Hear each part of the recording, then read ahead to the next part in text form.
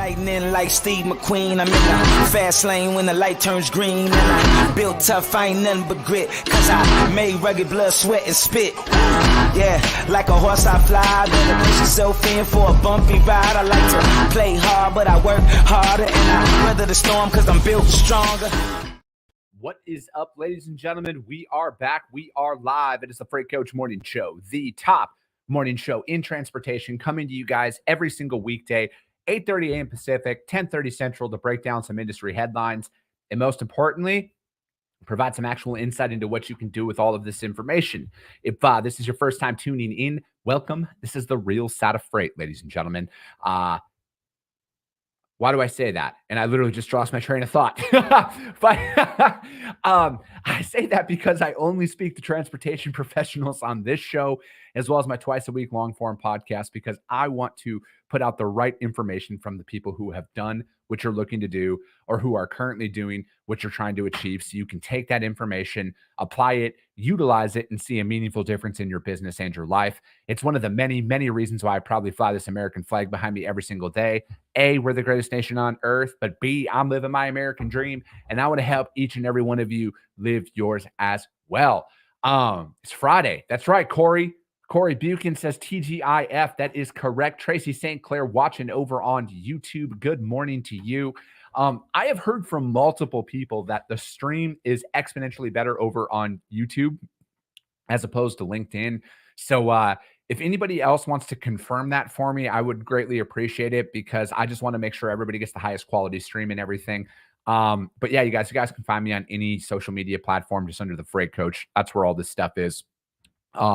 But yeah, we got a brand new episode of the podcast dropped this morning, with Robert Cowton. He also has his agency through SPI Logistics like I do, and he specializes in a lot of cross-border Canadian freight and everything else. And, a lot of it, we talked about best practices in the industry and building a book of business and really building long-lasting customer partnerships out there.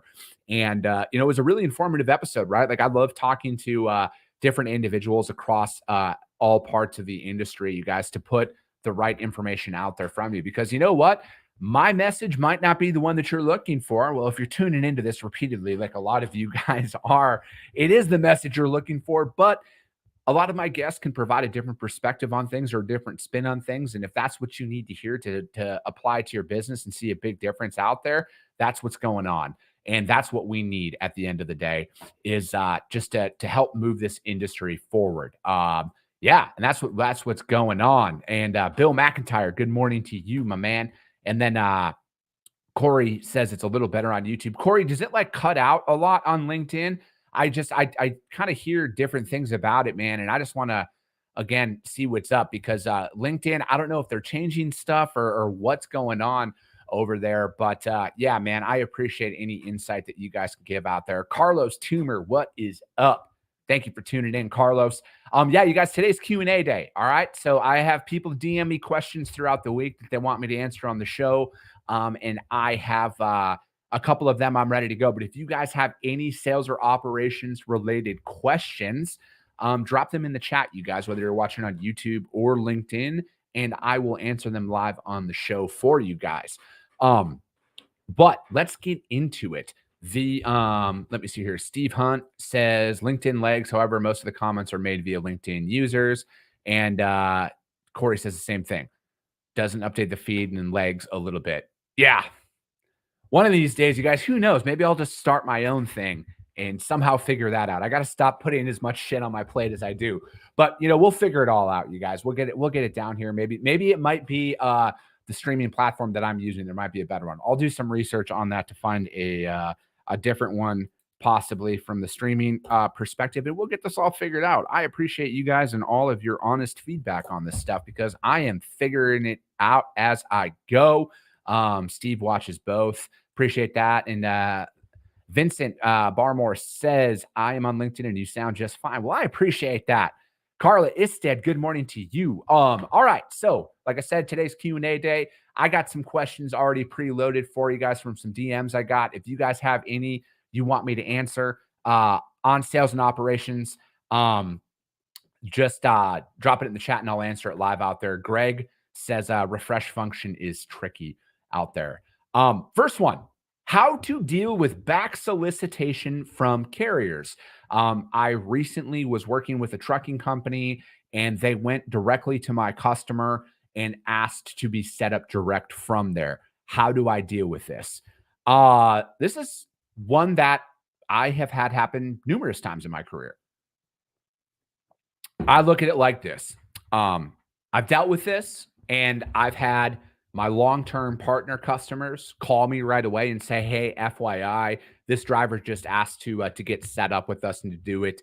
But we told them that we only work with you and they need to go to book freight with you." But I've also had the all opposite where I've had other customers who set them up and started giving them freight. I think at the end of the day, no matter what, it's the customer's decision on how they want to handle it. I don't personally like it, but I also understand why people would do that, right? I also think that the majority of the long-term customers who are true partners with you out there, they'll take the approach that my customer did at that time when they had said, "Hey, we told them that they got to get set up through you." And then how we handled this is I called the carrier personally and I asked, "Hey, man, what's going on? My customer's telling you that that you're trying to get set up with them and direct and you're trying to take away my business." I'm like, "What happened?" And then, the guy just owned it. He's like, "Yeah, of course I did." He's like, "Why wouldn't I?" And I'm like, "All right, so I'm not going to go into the certain things in the contract, but again, we talked it out, and I still use the guy actually because he was a really good carrier at the end of the day. But I've also been on the opposite side of that, where what, we ended up blocking the company because of the back solicitation, and it started a heated conversation. And at the end of the day, you guys, it's a free market. Um, you as a broker or a carrier aren't going to tell your customer who they can and cannot work with, right? At the end of the day, that's not going to happen. So no matter what, you might have something in your contract or whatever. And again, this is not legal advice, so don't take it at that. But you can have stuff in your contract. But again, what are you going to do? You're going to tell your customer if you set them up, you're going to pull all your business from them. See how that works out for you.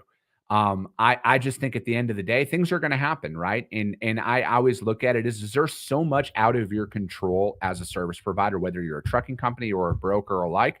There's so much out of your control. All I can control is my actions and how I operate, and that is it. Truly, that is all I can do when it boils down to it, and that's all I'm going to focus on, right? If my customer wants to go out there and work with other people, they're going to work with other people. That's their choice. Maybe I need to focus on, why are they doing that? Do I have to get better? Is there something I need to do more? Or what? They're going to be very price driven and they're going to take that route. And you know what? Maybe they'll come back. And I think that that's something that you need to be prepared to do as well. Is sometimes you need to draw that line in the sand.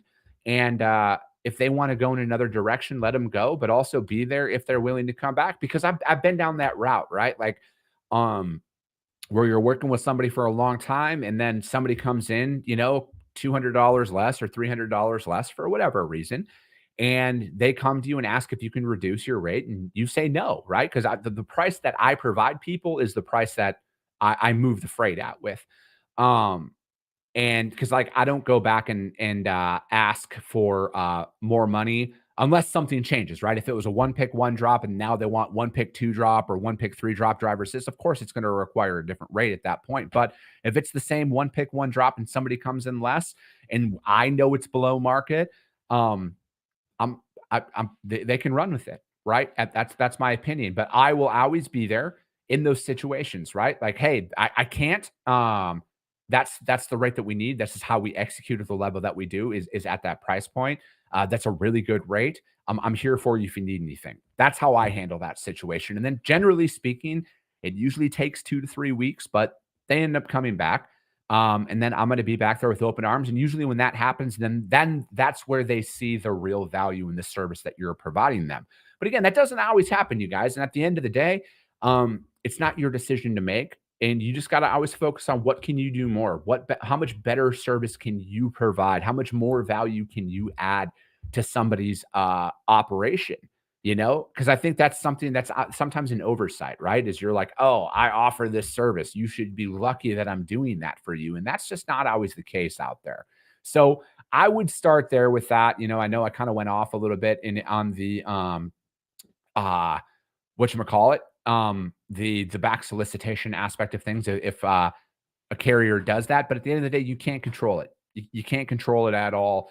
And I would just do kind of what I just said out there. But again, for those of you who are tuning in and jumping in the chat, you guys, Fridays are Q&A day. So if you guys have any transportation related sales or operations questions, drop them in the chat. I will answer them live on the show for you.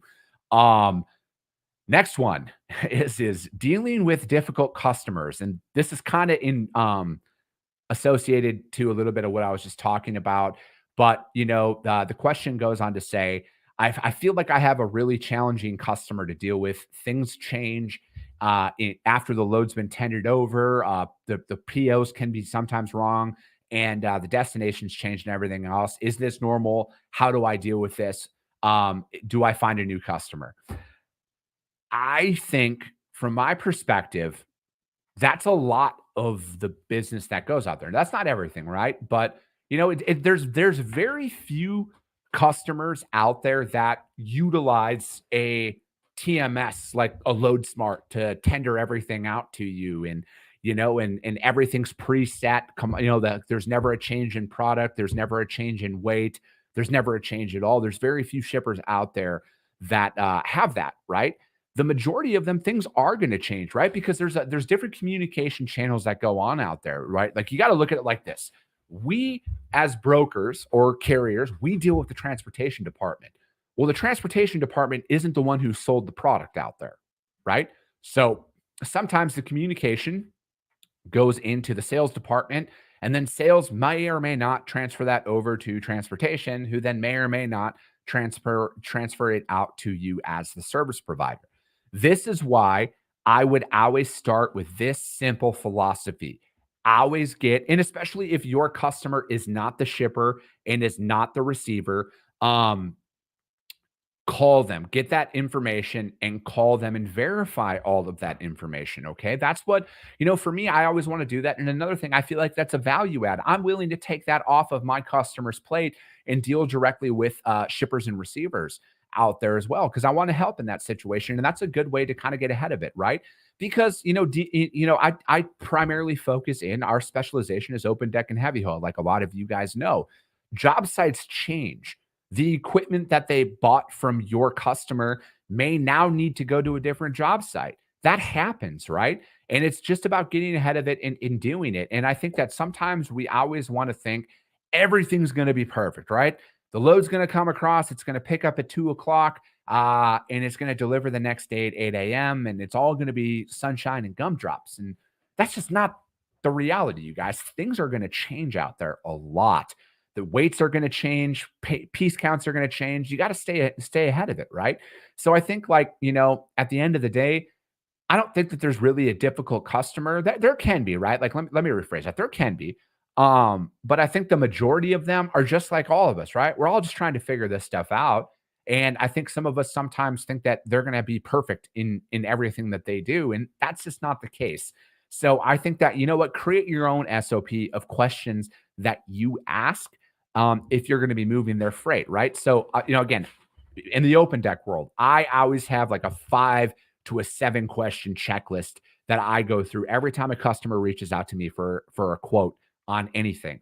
I always get the shipping information, the delivery information. That might seem simple, but sometimes it's not. I always get the commodity. I always get the weight, because again, in my world, things can change, right? There's a big difference out there between certain commodities and weights and everything else. So I always want to verify that. I always want to verify, does this load need to be tarped? No matter what, I'm going to ask that. And then I'm also going to ask, is this an active job site where this is going to? Is there a crane offload? Is there a crew that's coming in for this? Or is this a standard offload? Again, I want to ask that literally all the time out there. Now, if you're out there doing food and beverage, same thing. Verify the pickup address, verify the delivery address, verify the PO, verify the case count, verify the pallet count, because sometimes that's different out there. And then if it's a reefer load, verify the temperature on it.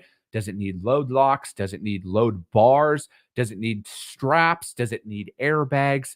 All of that stuff. Again, I think that as a sales rep, you have to be willing to ask a lot of these questions out there when you're working through those things. And again, then you just create a little bit of a spreadsheet or an SOP on your part, and then you just follow that stuff. Because I think let's try and make our customers' lives easier, right? Like that's kind of why they want to work with you. That's why they outsource transportation to brokers and to trucking companies is they need to make, we want to make their life easier, right? So I would just focus on that. Now that's not all the times. I mean, at the end of the day, you guys, not all business is good business, and we need to be on top of that, and we need to make sure that we have everything that we can look back on and say that, what, maybe I tried everything. And sometimes you need to be self-critical. Sometimes you need to look at yourself and be like, all right, can I do more? Should I be doing more? And all of that stuff. So from my perspective, that's what we need to focus on. We need to focus on what more can I do first. We can't always say, oh, it's a difficult customer. This is wrong. That's wrong. Start with you, build up a process that you can follow every single time. And then again, what you notice is a lot of people will look at that situation and then they'll just walk away from that business because they'll say it's too challenging, right? I don't want to deal with this. And then they're like, I'll just go find somebody else. And that's just not the right mentality to have right away. I truly think put a valiant effort in there. And again, I can't tell you what to do with your life or anything like that. And if you want to walk away, then that's your choice. But again, I would look back and say, what more can I do first to try and make this situation easier? And then I would go from there.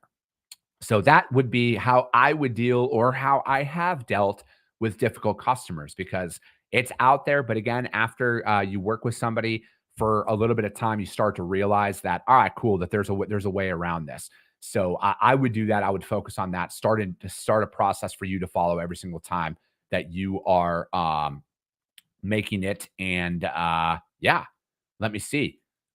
Let's see here. Now, Nadia Martin, what is up? Happy Friday to you. The next one I always like this one. I truly do. I want to create a brand. I don't know where to start or how to start, but I want to get out there and start creating content. Where do I begin? I love this question, mainly because I was in that very similar boat a few years ago. And what I had found is, it was more of, again, because all the self-doubt, all that stuff comes in. No one's going to want to listen to me. I'm not going to be able to do this, or I'm not going to be able to do that. And I actually, ironically, I heard it from on a podcast yesterday in a way that I had never heard it for before. And, again, shout out to Ed Milet's podcast. And it was how your ego is causing failure. And what's funny is he had mentioned in there that nobody else is talking about you or thinking about you. They're thinking about their own shit. They're thinking about their own problems and everything else, right? So it's like for you to sit there and think like you don't want to start because some people, might say this. People aren't, right? Like I've been doing this for a long time. I got a couple of people who've talked some shit, but fuck them, right? Like that's where my mentality is right now. But when I had first started, I thought I was like, oh, what's going to happen if people do it? Who cares? Right? Like honestly, who cares what other people have to do, say, at the end of the day. And then mainly it's your ego that's getting in the way in that one. And like I've heard Andy Frisella talks about on his podcast a lot too, and he's mentioned it before too. At the end of the day, you guys, 50% of the people out there already don't like you. It doesn't matter what you could do, what you say. He uses the example you could cure cancer and they're still going to hate you. Focus on the 50% that do like you, do support you. And that's where you really focus on. But again, if you're going to create content, don't do it as how can I gain something as the creator? It's not about you. All right. What value can you put out there? How much information can you put out there for people and expect nothing in return? Because like for me, my entire mentality now, it's not always this way. Because when I first started, it was the same thing. I want to go viral. I want to be famous. I want this and that. Ironically, I didn't have any traction because I was bad, compared to where I am now. My first stuff was terrible. That's honestly why I leave it up is because I want to see people. I want people to be able to see that catalog and that journey, right? Like, hey, day fucking 4 years is vastly different from day one.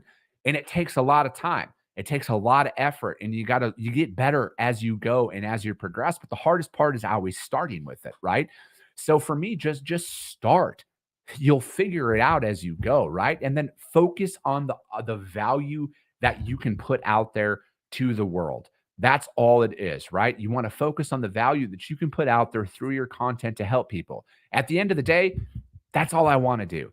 I just want to help people. I want to help one person every single day. That's my goal with all of my content. I want to help one person every single day that they can listen to what I talk about, apply it to their business, and see a meaningful difference. I say it at the beginning of every episode of everything that I record because it's true, right? I just want us to help people win. I don't know everything. I know a lot of what not to do in transportation. And I think that the more of that content that's out there, it can help change the entire trajectory of this industry. And that's what I want to focus on. And I think if you're going to create a brand or you're going to start creating content or whatever that is, focus on the value that you have. You guys all have unique experiences in this industry, or if you want to take it a different direction and talk about other stuff, cool. But you guys all have unique experiences out there, and people are waiting to hear you speak, right?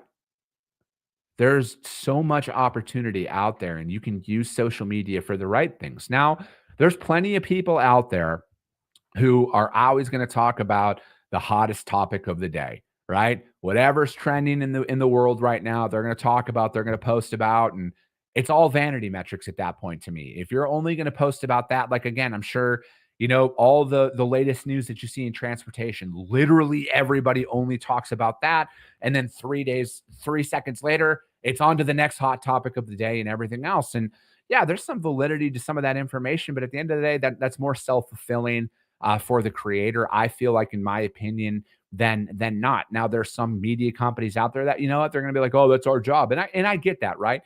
But I also feel like if you're going to start with doing anything, focus on adding value out there, because you can't always only focus on the bad in stuff and like what's going to be trendy and everything else, because you're just going to burn out. It's going to be going to the extreme of the next big thing and the next big issue and everything else out there. And then again, like there's just no real value in that. So for me, the hardest part about starting is starting. That's it. It's convincing yourself that you can do it, and you can. Trust me, you truly can. But you know what? It's gonna suck for a while. Your content's not going to be that great. It's going to get minimal engagement and everything else. I mean, I remember my first post that I was putting out there was maybe lucky to get 1 or 2 likes out there. Hell, I was posting on Facebook. My own family is on Facebook. All right. My mom, sisters, brother, aunts, uncle, none of those motherfuckers liked my stuff. So at the end of the day, it is what it is. You just got to start. Right. And I truly feel like if your intentions are pure and you're out there to add value to other individuals, it will grow and everything else. What's crazy is you guys, like, fortunately I have conversations about, fortunately, I have conversations with companies who are interested in advertising on my stuff. I am very, very, very fortunate for that. It took a lot of hard work to get to this point, though. It really did, because I've seen those DMs. Hey, I want to start this. How do I get advertisers? It takes a lot of, my normal response is do it for free for over a year every single day, and then we'll talk. But fortunately, I'm at a point, and with my stuff, where people come to me, brands, companies come to me to advertise. And I recently had pulled out my engagement, right? Like where was I at of my total downloads, my total monthly downloads, and in my total downloads in full from when I first started. And 60% of my overall engagement has came in literally the last 10 months of this year. So for the first 2.5 years, you guys, I got 40% of my overall engagement and downloads on my stuff. So that curve of going up has just started. So it takes a long ass time to build stuff up, but you have to be committed, right? And again, when I shifted my perspective a couple of years ago on I just want to add value and help people, ironically, that's when shit really started to turn. That's when all the engagement started to increase and everything else. It takes a long time, and you have to be committed to it. And I feel like if you're doing it for the right reasons out there to help others, it's going to take off. It just takes a lot of time to get there, and you just cannot get deterred in the earlier parts.